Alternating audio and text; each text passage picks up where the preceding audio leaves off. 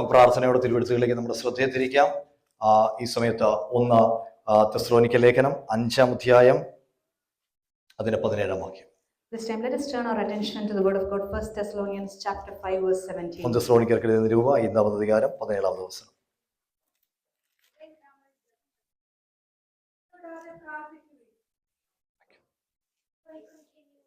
Thank you. Amen. Amen. Praise the Lord. വളരെ പെട്ടെന്ന് പരിപാടി തീർന്നു. ദൈവത്തിന് ചെറിയൊരു വാക്യമായിരുന്നു. സഹോദര, അപ്പൊ അവിടെ നമ്മള് വിശ്വാസത്തിലേക്ക് കടന്നു വന്നിട്ട് ഏറ്റവും കൂടുതൽ നമ്മൾ കേട്ടിട്ടുള്ള മെസ്സേജുകൾ ഏതൊക്കെയാണെന്ന് ചോദിച്ചു കഴിഞ്ഞാൽ വിശ്വാസം, പ്രാർത്ഥന, ഇതൊക്കെ ആയിരിക്കും. And once we have come to faith, the message that we would have heard the most would be about the prayer and faith. ഈ വേദപുസ്തകത്തിൽ പ്രാർത്ഥിക്കുക എന്ന ആഹ്വാനം പല തവണകളിൽ നാം കേട്ടിട്ടുണ്ട്. And in the word of God we can see several times it is encouraging us to pray. പ്രയോജനപ്പെട്ട വേദപുസ്തകത്തിലെ എല്ലാ ഭക്തന്മാരും പ്രാർത്ഥിക്കുന്നവരായിരുന്നു. And if you can see the faithful men of God who have been mightily used by God. പ്രാർത്ഥനയെക്കുറിച്ച് നീട്ടിയ ഒരു പ്രസംഗം നടത്തുന്നതിലും ഉപരിയായിട്ട് അവരെ വ്യക്തിപരമായിട്ട് ദൈവവുമായിട്ട് ബന്ധമുള്ളവരായിരുന്നു. And more than preaching about prayer, they had a personal relationship with God. ഇന്ന് കർത്താവിന്റെ കൃപയിൽ ആശ്രയിച്ച് എനിക്ക് ഇത് എടുക്കാൻ പറ്റുന്ന എന്നാ പറയുക, ഒരാഴ്ച ഞാൻ പനി പിടിച്ച് കിടപ്പായിരുന്നു. കിടന്നും നിന്നും മറിഞ്ഞും ഒക്കെ പ്രാർത്ഥിച്ചു. അത് കാരണം ധൈര്യമായിട്ട് എനിക്ക് ഈ സബ്ജക്റ്റ് ഇന്ന് എടുക്കാം. And today I am able to take this subject confidently because the last 1 week I have been in bed, but lying down, sitting up, every time I have been in prayer. എനിക്ക് വേണ്ടി പിന്നിലിരുന്ന് പ്രാർത്ഥിച്ച ദൈവസഭയോട് നന്ദി അറിയിക്കുന്നു. And I also want to thank the church for all your prayers for me. ആമേൻ. ഇന്നത്തെ ഒരു message എന്ന് പറഞ്ഞാൽ upper room എന്ന മെസ്സേജ്. അപ്പർ റൂം മോളെ, today's message I want to share it is upper room. Praise the Lord. എല്ലാവരും mobile മാറ്റി വെക്കണേ. നമ്മൾ ഇവിടെ തന്നെ ശ്രദ്ധിക്കണേ. Okay, upper room. Upper room എന്നൊരു മെസ്സേജ് ആണ് നമ്മൾ ഇന്ന് ശ്രദ്ധിക്കുന്ന. Upper room. And today's our message is upper room. ഈ അപ്പർ റൂം എക്സ്പീരിയൻസ് പലയിടങ്ങളിലായിട്ട് വേദപുസ്തകത്തിൽ നമുക്ക് കാണാൻ കഴിയും. And about this upper room experience we can see in different places in the word of God. 2 രാജാക്കന്മാർ പുസ്തകം 4-ാം അധ്യായം അതിന്റെ 8 മുതലുള്ള വാക്യങ്ങൾ നമുക്ക് കാണാൻ കഴിയുന്നുണ്ട്. ഒരു ദിവസം എലീശ ശൂനേമിലേക്ക് പോയി. അവിടെ ധനികയായ ഒരു സ്ത്രീ ഉണ്ടായിരുന്നു. അവൾ അവനെ ഭക്ഷണത്തിന് വരണമെന്ന് നിർബന്ധിച്ചു. പിന്നത്തേതിൽ എലീശ ആ വഴി പോകുമ്പോഴേക്കും ഭക്ഷണത്തിന് അവിടെ കയറും. In 2 Kings chapter 4 verse 8 we read, now it happened one day that Elisha went to Shunem, where there was a notable woman, and she persuaded him to eat some food. So it was, as often as he passed by, he would turn in there to eat some food.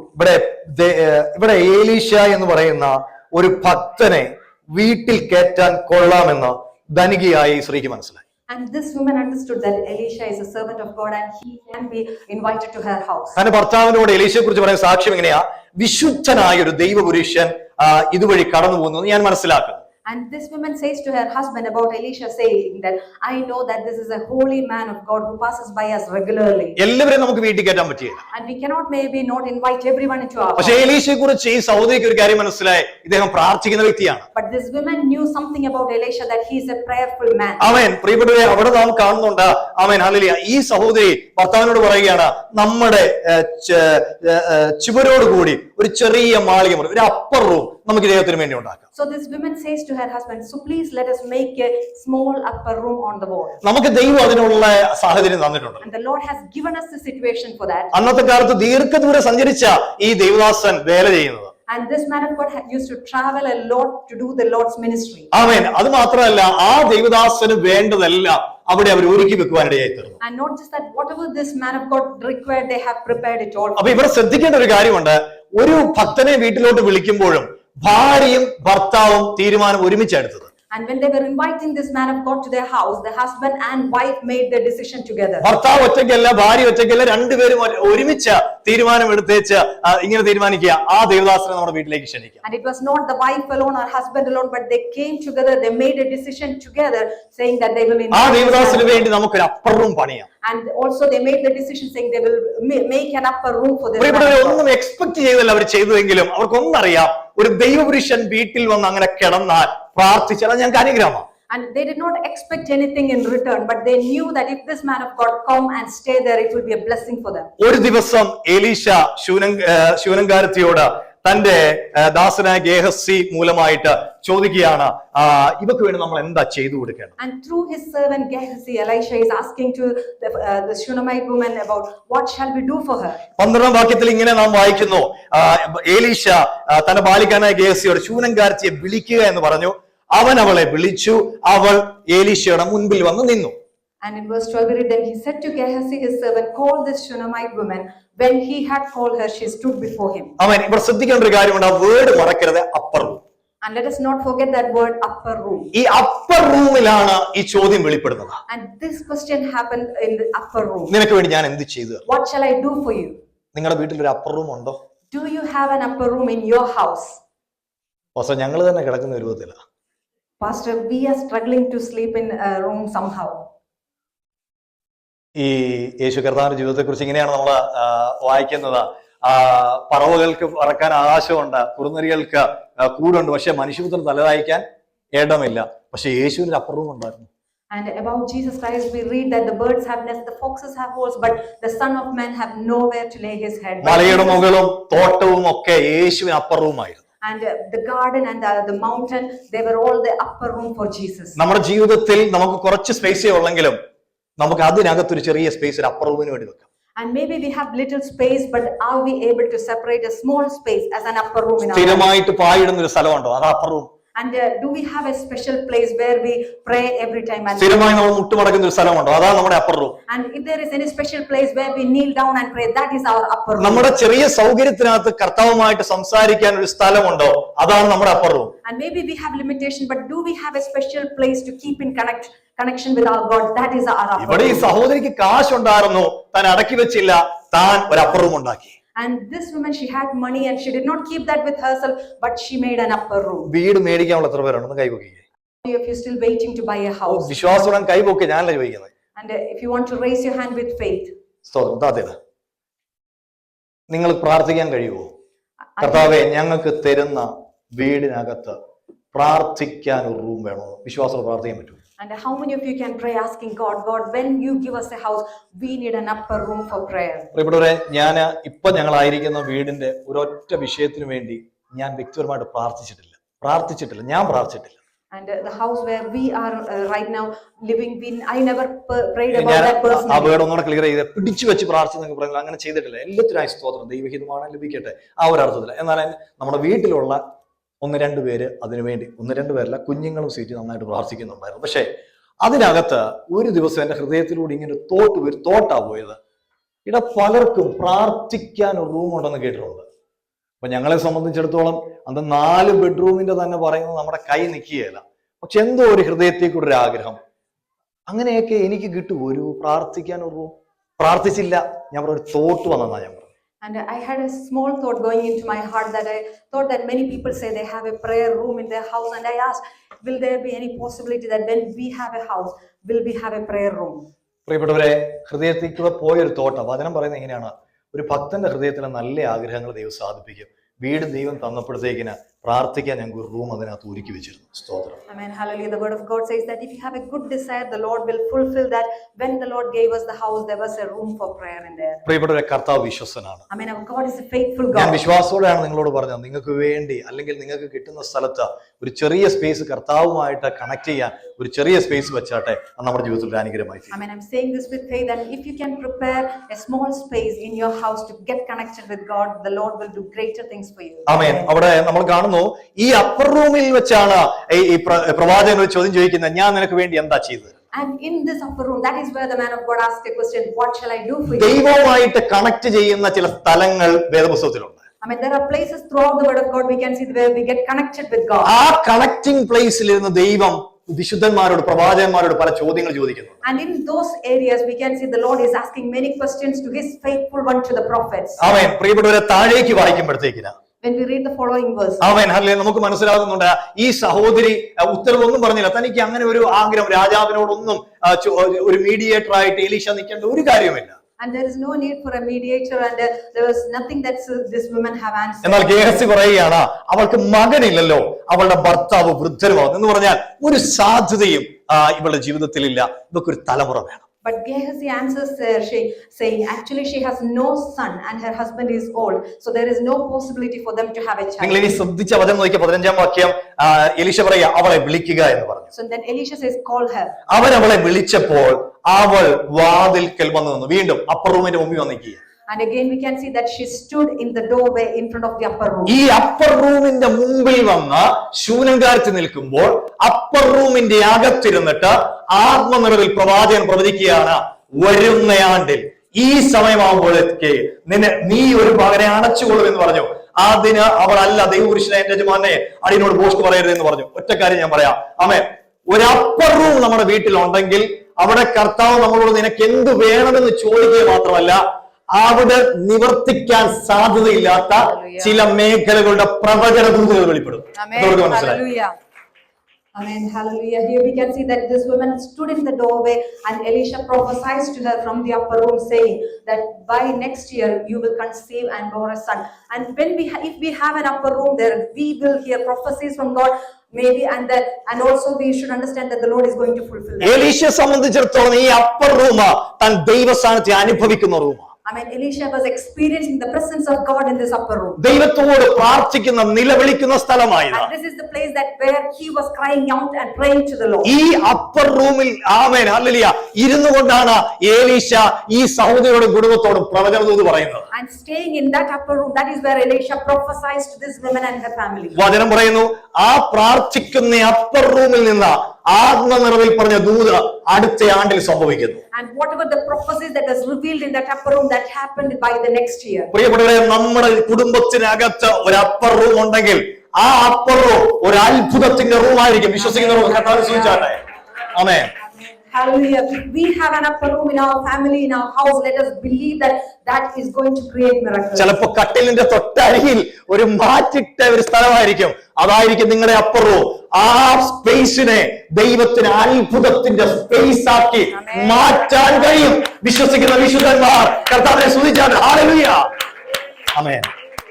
Amen. Hallelujah. Sometimes your upper room could be just near to your bed where you put a mat and where you pray regularly, but the Lord is going to create miracles. ദൈവം പറഞ്ഞതാ ദൈവം ചെയ്യുവാനിടയായി തീർന്നു. I mean, whatever the Lord has said, He has done it. പ്രിയപ്പെട്ടവരെ, പല ചോദ്യങ്ങളുടെയും ഉത്തരം നമ്മുടെ ജീവിതത്തിൽ ലഭിക്കാതിരിക്കുമ്പോൾ നമ്മുടെ വീട്ടിൽ ഇന്ന് ചെന്നിട്ട് ഒരു സ്പേസ് ക്രിയേറ്റ് ചെയ്യും.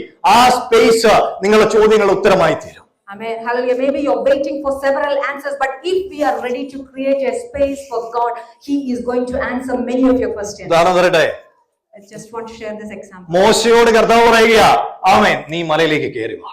And to Moses, God says, come up to the mountain. നീയും ഞാനും തമ്മിലുള്ള കണക്ഷന്റെ അപ്പർ റൂം ഇവിടെയാണ്. And this is the upper room where me and you get connected. പ്രിയപ്പെട്ടവരെ, ഹല്ലേലൂയ. ഭക്തന്മാരുടെ എല്ലാം ജീവിതത്തിൽ ഒരു പർട്ടിക്കുലർ ഏരിയ ഉണ്ടായിരുന്നു. And all the faithful men of God, they had a specific area to. ഇവരെല്ലാം പരസ്യമായി പ്രയോജനപ്പെടുന്നതിന് മുമ്പ് അവർക്കെല്ലാം രഹസ്യമായി ദൈവവുമായിട്ടൊരു കണക്ഷൻ ഉണ്ടായി. And when they were all being used mightily in a public area, that they had a place where they get connected with the God. തിരുവെഴുത്തുകളിൽ പറയുന്നു, ഈ ബാലൻ ജനിച്ചു, അവൻ വളർന്നു, ഒരു പ്രായമായപ്പോഴത്തേക്കിനും മരണം ഇവനെ തൊട്ടു. And the word of God says that the son was born and he grew, and at one time this we can read that he this. 20-ാം വാക്യത്തിൽ നമ്മൾ കാണുന്നു, അമ്മയുടെ മടിയിൽ കിടന്ന ഈ മകൻ മരിക്കുവാനിടയായി. And in verse 20 we read that he sat on his mother's lap and. ഈ അമ്മ എന്താ ചെയ്തെന്നറിയാമോ? ഈ അമ്മ ഈ കുഞ്ഞിനെ, ഈ ശവ ശരീരത്തെ എടുത്തുകൊണ്ട് പോയിട്ട് അപ്പർ റൂമിൽ ഈ പ്രവാചകൻ കിടന്ന കട്ടിലേക്ക് കിടത്തി. And what this mother did was she carried the dead body of her son and put the child on the upper room. വചനം പറയുക, എലീശയെ തിരക്കി താൻ ഒരു യാത്ര ചെയ്യുക. And the word of God says that she went in search of the man of God Elisha. എലീശ ഈ വീട്ടിലേക്ക് വരുമ്പോഴത്തേക്കിന് ഈ മരിച്ച കുട്ടി തന്റെ കട്ടിൽ കിടക്കുന്നത് കണ്ടു. And when Elisha came to the house, he has seen the boy was dead, lying on the bed. താനും ബാലനും മാത്രം അകത്തുണ്ടായിരിക്കെ ഈ പ്രവാചകൻ ഈ മരിച്ച കുഞ്ഞിന് വേണ്ടി പ്രാർത്ഥിക്കുക. And when Elisha and the boy was there, he prayed for this child. Amen. Hallelujah. കർത്താവിന്റെ വചനം പറയുന്നു, ആ അപ്പർ റൂമിൽ മരണം മാറി ജീവൻ ഉണ്ടാകും. Amen. Hallelujah. The word of God says that in that upper room the death was removed and the life came to that child. നിങ്ങളുടെ വീട്ടിനകത്തെ upper room ചില മരണത്തെ നീക്കി ജീവനെ കൊണ്ടുവരും. എത്രത്തോളം മനസ്സിലായിട്ടുള്ള അപ്പർ റൂം ഇല്ലാത്ത വിഷയം, അതാ വിഷയം. നമ്മുടെ വീടിനകത്ത് ഒരു അപ്പർ റൂമിന്റെ സ്പേസ് ക്രിയേറ്റ് ചെയ്യും. വാടക വീടാണോ? ക്രിയേറ്റ് ചെയ്യും. ഒരു പായിടാനുള്ള സ്ഥലം, ഭാര്യയും ഭർത്താവും കൈ ഉറക്കാനുള്ള സ്ഥലം ക്രിയേറ്റ് ചെയ്യും. ആമേൻ. ഹല്ലേലൂയ. അങ്ങനെ ക്രിയേറ്റ് ചെയ്യുമ്പോഴത്തേക്കിന് അടുത്ത ലെവലുകളിലേക്ക് കർത്താവ് ആമേൻ നടത്തും. ഇവിടെ നോക്കുക, ആ ശൂരൻകാരത്തി പണക്കാരിയാണെങ്കിലും ആത്മമണ്ഡലത്തിൽ ഒരു മർമ്മ മനസ്സിലായി എന്റെ കട്ടിലിൽ കിടത്തിയാൽ അത്ഭുതം നടക്കത്തില്ല, എന്റെ വീടിന്റെ ലോഞ്ചിൽ കിടത്തിയാൽ അത്ഭുതം നടക്കത്തില്ല. ഈ വീട്ടിലെ പ്രാർത്ഥന വെളിപ്പെടുന്ന അപ്പർ റൂമിൽ അവിടെ മരണം മാറും. മനസ്സിലായി? പ്രാർത്ഥിക്കുന്നിടത്ത് മരണം മാറും. Hallelujah. Amen. Hallelujah. We can see that this child was laid in the upper room, and maybe you are in a rented house, but let us prepare a space for the husband and wife to hold hands together and pray together. The Lord is going to create miracles, and this Shunammite woman, she knew very clearly the miracle is not going to happen in the lounge or in any other areas of the house, but the miracle will happen in the upper room in their house. Prepare a upper room. Amen. Hallelujah. Prepare an upper room. Let us say to our prepare an upper room. ഒരു upper room ഒന്ന് create ചെയ്യാൻ പറ. Amen. Let us say to our neighbor, let us create an upper room in our house. പ്രിയപ്പെട്ടവരെ, ആ upper roomന്റെ ആ എക്സ്പീരിയൻസിൽ കരഞ്ഞുകൊണ്ടാണ് ഈ ശവത്തെ, കുഞ്ഞിന്റെ dead ബോഡിയെ കിടത്തിച്ച് ഈ അമ്മ ഓടുന്നത്. പക്ഷെ തിരിച്ചു വന്നു കഴിഞ്ഞ് ചില മിനിറ്റുകൾ കഴിഞ്ഞപ്പോഴത്തേക്കിന് അവിടെ ഒരു അത്ഭുതം നടക്കാനിടയെത്തുന്നു, മരണം മാറുവാനിടയെത്തുന്നു. അങ്ങനെയാണെങ്കിൽ നമ്മുടെ വീടിനകത്ത് ഒരു അപ്പർ റൂമിന്റെ എക്സ്പീരിയൻസ് ഉണ്ടെങ്കിൽ പ്രിയപ്പെട്ടവരെ, പല ചോദ്യങ്ങളുടെയും ഉത്തരമായി തീരും, പല മരണങ്ങളും മാറും. അവിടെ ദൈവം നിന്നോട് ചോദിക്കും, ദൈവം നിന്റെ ആഗ്രഹത്തെ സാധിപ്പിക്കും, ദൈവം നിനക്ക് വേണ്ടി പ്രവർത്തിക്കും. ആ അപ്പർ റൂം എക്സ്പീരിയൻസിൽ പ്രവചന ദൂതുകൾ വെളിപ്പെടും. വിശ്വസിക്കുന്നവർ കർത്താവിനെ സ്തുതിച്ചാട്ടെ. ഹല്ലേലൂയ. ആമേൻ. Amen. Hallelujah. When the women laid the son in that upper room, we know that he was dead. But how that everything changed when she came back in short time, the child came back to life. Today, if you are ready to prepare an upper room, the Lord is going to create miracles. He is going to take the death away and the life is going to come up. ലൂക്കോസിന്റെ സുവിശേഷം 22-ാം അധ്യായത്തിലേക്ക് വരുമ്പോൾ മറ്റൊരു upper room നമുക്ക് കാണാൻ കഴിയുന്നു. In Gospel of Luke chapter 22, we can see another upper room. കർത്താവായ യേശുക്രിസ്തു തന്റെ ശിഷ്യന്മാരെ അയച്ചിട്ട് ഒരു അടയാളം കൊടുക്കുകയാണ്. നിങ്ങൾ പട്ടണത്തിലെത്തുമ്പോൾ ഒരു കുടം വെള്ളം ചുമന്നുകൊണ്ട് ഒരു മനുഷ്യൻ നിങ്ങൾക്ക് എതിർപ്പെടും. അവർ കടക്കുന്ന വീട്ടിലേക്ക് പിഞ്ചെന്ന് വീട്ടുടയവനോട് നിങ്ങൾ ചോദിക്കണം, ഞാൻ എന്റെ ശിഷ്യന്മാരുമായി പെസഹ കഴിക്കാനുള്ള ശാല എവിടെയെന്ന് ഗുരു നിന്നോട് ചോദിക്കുന്നു എന്ന് പറയുവൻ. 10-11 വാക്യങ്ങൾ. Gospel of Luke chapter 22 verse 10 and 11 we read, and Jesus said to the disciples, behold, when you have entered the city, a man will meet you carrying a pitcher of water. Follow him into the house which he enters. Then you shall say to the master of the house, the teacher says to you, where is the guest room where I may eat the Passover with my disciples? വചനം പറയുന്നു, കർത്താവായ യേശുക്രിസ്തു പറഞ്ഞതുപോലെ ദൈവപുത്രന് വേണ്ടി ഒരുക്കപ്പെട്ട, തന്റെ ശിഷ്യന്മാർക്ക് വേണ്ടി ഒരുക്കപ്പെട്ട ഒരു വൻ മാളിക അവർ കാണുകയാണ്. And as we can read there that they have seen a large furnished upper room prepared for them. പ്രിയപ്പെട്ടവരെ, ദൈവം നമ്മളെ എവിടെയെങ്കിലും അയച്ചു കഴിഞ്ഞാൽ ദൈവം അടയാളം സഹിതമാണ് അയക്കുന്നത്. And if God sent us somewhere, He will send us with signs. അവൻ നോക്കി ഒന്നും നമ്മുടെ കയ്യിൽ ഇല്ലെങ്കിലും ദൈവം ചില അടയാളങ്ങളെ തരും. And maybe we don't have anything with us, but God will give us some signs. ആ അടയാളങ്ങൾ ദൈവത്തിൽ നിന്ന് പ്രാപിച്ചതാണോ നമ്മൾ ഒരിക്കലും തകർന്നു പോകാൻ ദൈവം അനുവദിക്കുകയില്ല. And if we have received that sign from the Lord will not let us to perish. രണ്ടാമത്തെ കാര്യം, ദൈവം അയച്ചതാണെങ്കിൽ ദൈവം തീർച്ചയായും അടയാളം തരും. നമ്മള് വഴി തെറ്റിപ്പോകാൻ ദൈവം അനുവദിക്കുകയില്ല. And if definitely the Lord has sent us, He will not let us to deviate from the path where He has sent us. നമുക്ക് ആ മാളിക മുറിയിലേക്ക് നോക്കുമ്പോൾ കർത്താവായ യേശുക്രിസ്തു താൻ മരിക്കാൻ പോകുന്ന വിധങ്ങളെ കുറിച്ച് പറയുന്ന ചില ഭാഗങ്ങൾ നമുക്ക് കാണാൻ കഴിയുന്നുണ്ട്. And in that upper room we can see Jesus is saying about how He is going to die. യേശു കർത്താവ് അപ്പം എടുത്ത് വാഴ്ത്തി നുറുക്കി അവർക്ക് കൊടുത്തിട്ട് ഇങ്ങനെ പറയുക, ഇത് നിങ്ങൾക്ക് നൽകുന്ന എന്റെ ശരീരം എന്റെ ഓർമ്മയ്ക്കായി ചെയ്യുമെന്ന് പറഞ്ഞു. 19-ാം വാക്യം. In verse 19 we can see Jesus took bread, gave thanks, broke it and said, this is my body which is given for you. അവനും തന്നെ അത്താഴം കഴിഞ്ഞ ശേഷം യേശു കർത്താവ് പാനപാത്രം കൊടുത്തു, ഈ പാനപാത്രം നിങ്ങൾക്ക് വേണ്ടി ചൊരിയുന്ന എന്റെ രക്തത്തിലെ പുതിയ നിയമമാകുന്നു. And also in verse 20 he says, he also took the cup after supper saying, this cup is the new covenant in my blood which is shed for you. Actually ഈ അപ്പർ റൂമിനെ ശ്രദ്ധിച്ചേ, യേശു ഇരിക്കുന്ന ഈ അപ്പർ റൂമിനെ ശ്രദ്ധിച്ചേ. If you look at this upper room where Jesus is there, ഈ upper റൂമിന്റെ പ്രത്യേകത എന്ന് പറഞ്ഞാൽ പെയിൻഫുൾ റെവലേഷൻ വെളിപ്പെട്ട ഒരു അപ്പർ റൂമാണ്. and this upper room is where painful revelation has happened. വേദനയുടെ വെളിപ്പാടിനെ കൈമാറ്റം ചെയ്ത ഒരു upper room. And this is the upper room where Jesus has handed over the revelation which is painful. അപ്പൊ upper room എക്സ്പീരിയൻസിൽ അനുഗ്രഹങ്ങൾ മാത്രമല്ല, and in the upper room experience is not just blessings that we can ചില painful വിഷയങ്ങൾ ദൈവത്തിന്റെ ആത്മാവ് വെളിപ്പെടുത്തും. and also sometimes the Spirit of God will reveal to a certain painful experience. നോക്കിക്കേ, അവിടെ കർത്താവ് അവൻ വ്യക്തമായിട്ട് പറയുക താൻ മരിക്കാൻ പോകുന്നത്. And here we can see Lord Jesus very clearly says that he is going to die. ഇത് ഏറ്റെടുക്കാനുള്ള ആ ബലമോ പ്രാപ്തിയോ അന്ന് അപ്പോസ്തലന്മാർക്കില്ല. But the disciples did not have the strength to understand that. ഇനി ആ upper roomന് മറ്റൊരു പ്രത്യേകത നോക്കിക്കേ. But if we look at the specialty of the upper room, യോഹന്നാന്റെ സുവിശേഷം 13-ാം അധ്യായത്തിലേക്ക് വരുമ്പോഴത്തേക്കിന് and we come to Gospel of John chapter 13. അതിന്റെ 3 മുതലുള്ള വാക്യങ്ങളിൽ നമുക്ക് കാണാൻ കഴിയുന്നുണ്ട്. ആമേൻ, ഹല്ലേലൂയ.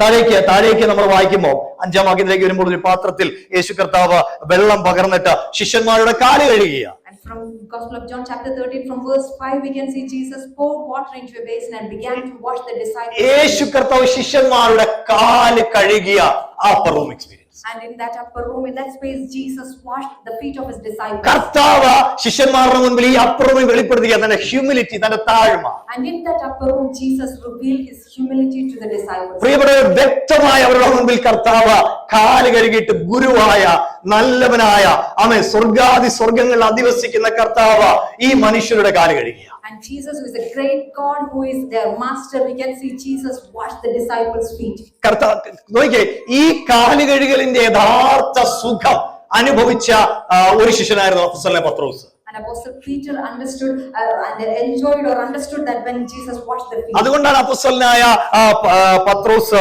നോക്കിയേ, ഫസ്റ്റ് പീറ്റർ ചാപ്റ്റർ 5 verse 6, 1 പത്രോസ് ലേഖനം 5-ാം അധ്യായം 6-ാം വാക്യത്തിൽ ഇങ്ങനെ രേഖപ്പെടുത്തി, അതുകൊണ്ട് അവൻ തക്ക സമയത്ത് നിങ്ങളെ ഉയർത്തുവാൻ ദൈവത്തിന് ബലമുള്ള കൈക്കിടുത്താണിരിപ്പിൽ. യേശു ക്രിസ്തുവിന്റെ താഴ്മ നേരിട്ടറിഞ്ഞ അനുഭവിച്ച അപ്പോസ്തലൻ പത്രോസ് പറയുകയാണ്, തക്ക സമയത്ത് നമ്മളെ ഉയർത്തുന്നവനാണ് നമ്മുടെ ദൈവം, പക്ഷെ അവന്റെ കൈക്കീഴ് നാം താണിരിക്കണം. I mean, Apostle Peter, who understood the humility of Christ, he says in 1 Peter chapter 5 verse 6, therefore humble yourselves under the mighty hand of God, that he may exalt you in due time. എന്താ അവിടെ കിടക്കുന്നത്?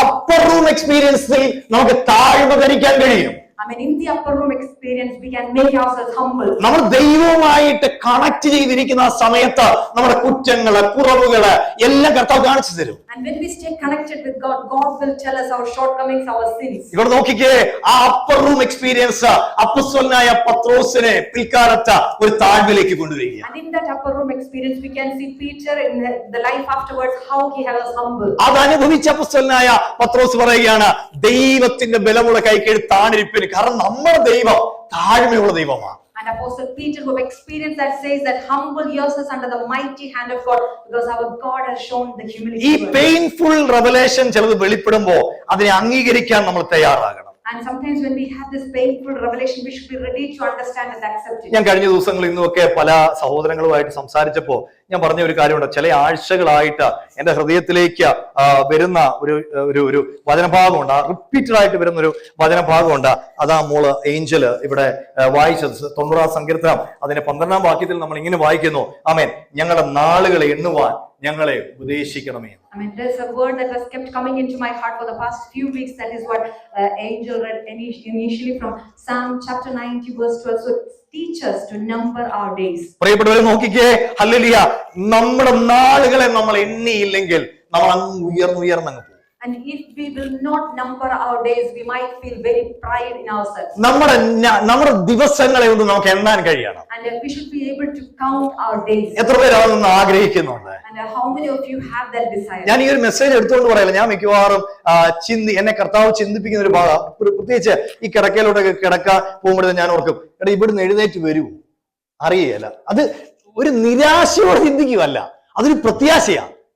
കാരണം എന്നൊക്കെ ഉണ്ടെന്ന് പറഞ്ഞാലും ഞാൻ എഴുന്നേക്കുവോ എനിക്കറിയില്ല. കർത്താവ് അടുത്ത മണിക്കൂറിൽ വരുവോ എനിക്കറിയില്ല.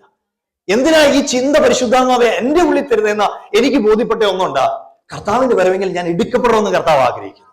എതോർക്ക് മനസ്സിലാവുന്നു? Amen. Hallelujah. Several days I have this thought coming into my heart. Maybe when I go to bed, I think, I don't know whether I will get up in the next morning. It is not with the hope I'm saying, but with a great hope that we know that our Lord is, we are waiting to see our Lord. But it's very important that we should understand that it is all by the grace of God, and we should be prepared for Him.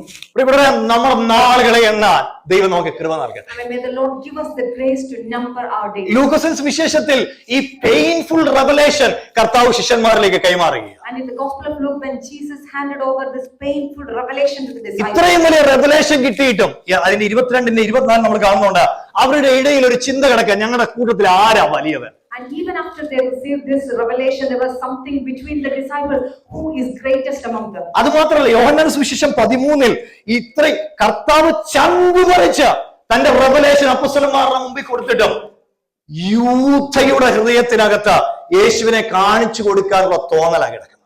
And we can see how Jesus was sharing this painful revelation to disciples, but what happened inside the heart of Judas, that it was to betray the Lord. ഈ upper room എക്സ്പീരിയൻസിൽ ഒരുത്തൻ തള്ളപ്പെട്ടാലും മറ്റേ 11 ആ വെളിപ്പാട് പ്രാപിച്ച് കർത്താവിന് വേണ്ടി ജീവിച്ചു, കർത്താവിൽ മരിച്ചു, ഇന്ന് കർത്താവിനോട് കൂടി ജീവിക്കുന്നു. Hallelujah. Hallelujah. Maybe in that upper room, one was not able to go with Jesus, but the rest of the 11, they stood with Jesus, they preached Jesus, they lived for Christ, and they died for him. Praise the Lord. Hallelujah. ഈ upper room experience ഉള്ള കുടുംബങ്ങളിൽ നിന്ന് പുറത്തു വന്ന കുഞ്ഞുങ്ങൾ പ്രയോജനപ്പെട്ടവരാണ്. I mean, those families who have this upper room experience, the children from those families have been mightily used by God. ഇവിടെ ഈ ഇംഗ്ലണ്ടില് ഏറ്റവും ഉണർവ് കൊണ്ടുവന്ന ഒരു കർത്താരദാസനായിരുന്നു John Wesley. And we know that John Wesley, a man of God, has brought such a great revival in this land. മറ്റേ ആളാണ് Charles Wesley. ഒരാള് അനേക പാട്ടുകൾ എഴുതി, മറ്റേ ആള് 40,000-ൽ പരം പ്രസംഗങ്ങൾ നടത്തിയെന്നാ ചരിത്രം പറയുന്നത്. And Charles Wesley has wrote many hymns, and John Wesley it says that more than 40,000 sermons. കുതിരപ്പുറത്ത് കയറി ഇംഗ്ലണ്ടിന്റെ പല ഭാഗങ്ങളിലും പോയി സുവിശേഷം പറഞ്ഞ അനേകര് കർത്താവിനെ അറിഞ്ഞു. And he traveled in a horse and to different parts of this land, and many people came to salvation. പക്ഷെ ഇതിന്റെ പിന്നിൽ ആ സൂസന്ന വെസ്ലി എന്ന് പറയുന്ന തന്റെ അമ്മയുടെ കണ്ണുനീരുണ്ടായിരുന്നു. And behind them there was Susan Wesley, her tears.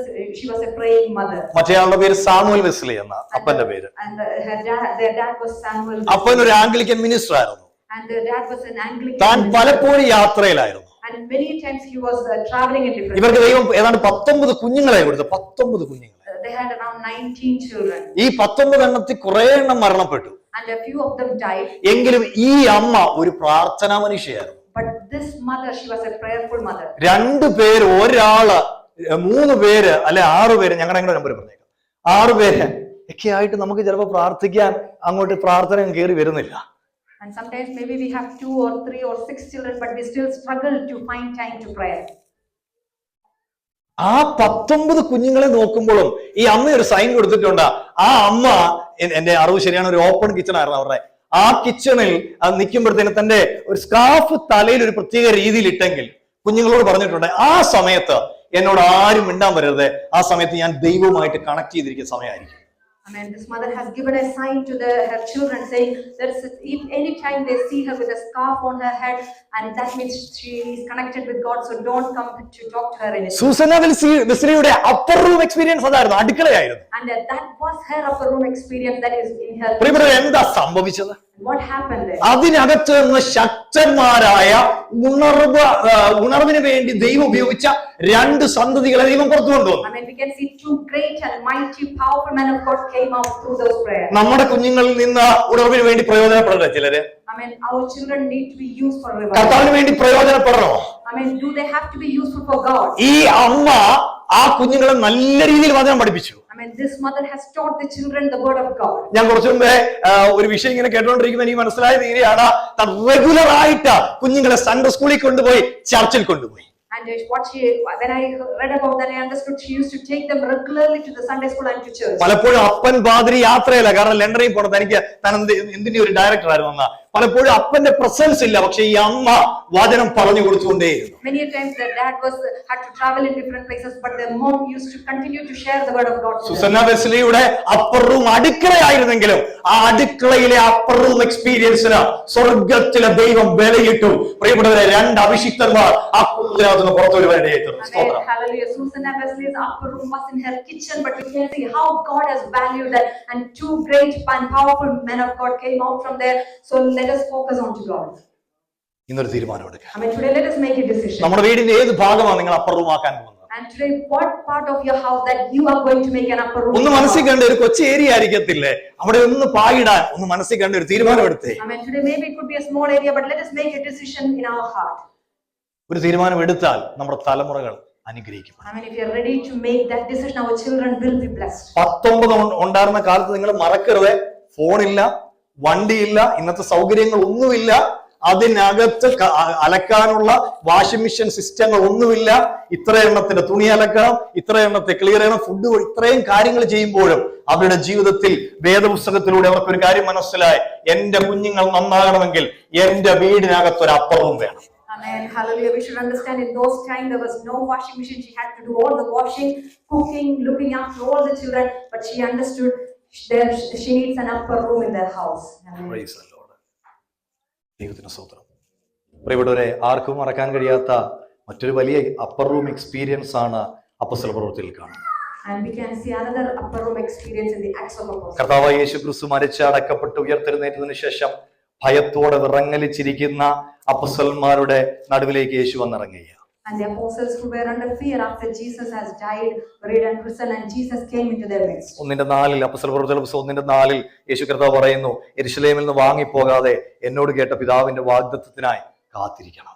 And Jesus told them that you should not depart from Jerusalem, but to wait for the promise of the Father. Amen, hallelujah. 13-ാം വാക്യത്തിൽ നമ്മൾ ഇങ്ങനെ വായിക്കുന്നു, അവിടെ എത്തിയപ്പോൾ അവർ യേശു കർത്താവിന്റെ സ്വർഗാരോഹണം കണ്ടേച്ച് മടങ്ങി വന്ന പ്രിയപ്പെട്ടവർ അവർ പാർത്ത മാളിക മുറിയിൽ കയറിപ്പോയി.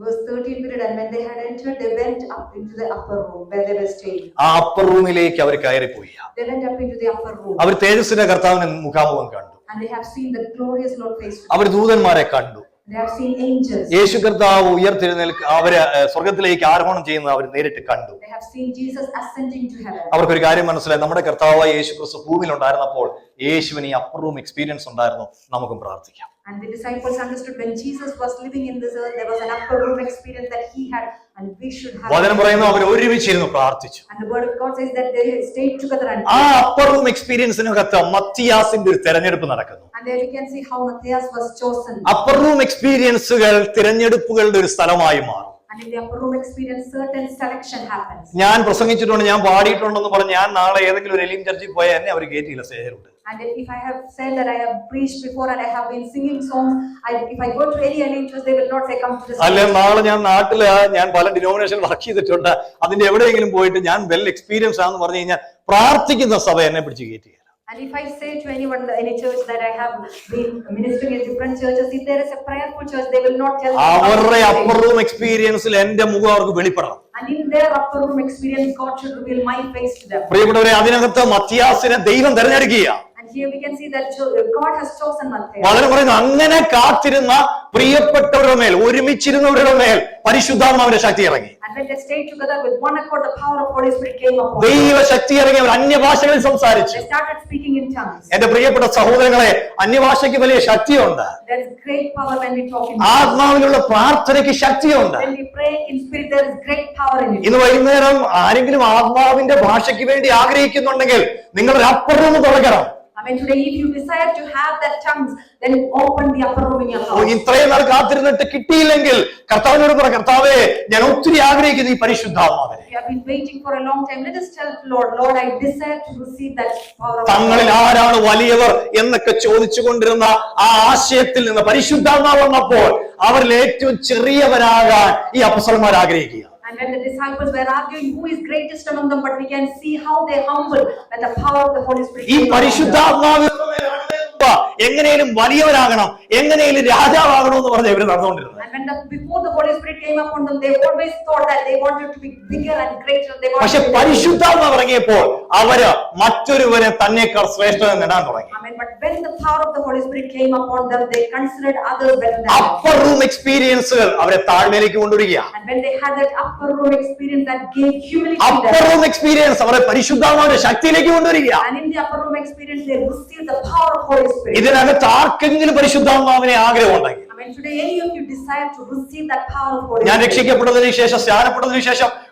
രണ്ട് കാര്യമാണ് ചോദിച്ചാൽ, എനിക്ക് വേണ്ടി ചോദിച്ച ഒന്നാണ്, കർത്താവേ, അങ്ങനെ പരിശുദ്ധാത്മാവിനെ എനിക്ക് തരണം. I mean, after I got saved and baptized, two things I asked. One was for me to receive the Holy Spirit. രണ്ട്, എന്റെ അമ്മ രക്ഷിക്കപ്പെട്ട് സ്നാനപ്പെട്ടു. And the second thing I asked for my mother to get saved and baptized. കർത്താവിന്റെ കൃപയിൽ രണ്ട് സംഭവിച്ചു. And by grace of God, the Lord has done these two. അത് ഞാൻ തൃപ്തനാണ്.